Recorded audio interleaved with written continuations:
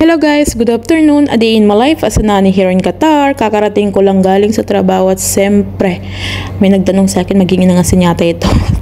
Char yung kapitbahay ko, may tinanong lang. So yan guys, no, binalik na naman natin itong damit natin na ilang araw nang hindi nalabhan. Mindset ba? Mindset guys, para wala masyadong labhan, nakakapagod kaya.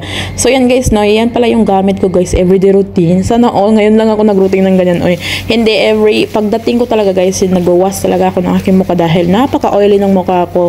Nag-cause po yan ng ating pimple. So siyempre, meron tayong PR dito, ha. Himalaya yung pang-wash ko ng mukha guys. Yung first na nilagay ko is Himalaya Oil Control, ha. Lemon siya, lemon.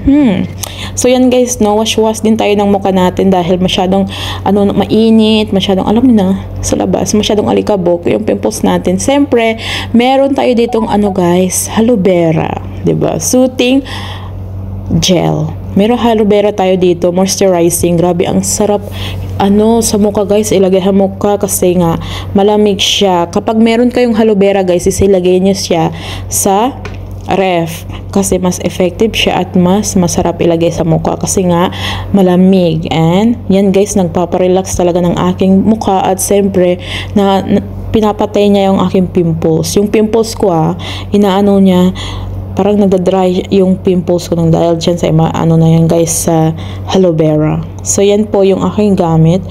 And then ilagay lang natin sa mukha natin guys para naman maging pretty naman tayo. Uy, dapat naman magpaganda naman tayo, sana all.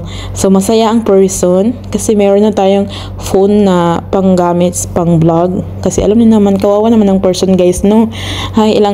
Parang ilang taon nang nag-iipon pang iPhone niya, meron na ngayon. Char, sana all.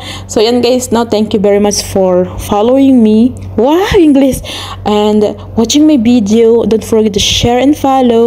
And maraming salamat mapa TikTok man, YouTube and Facebook.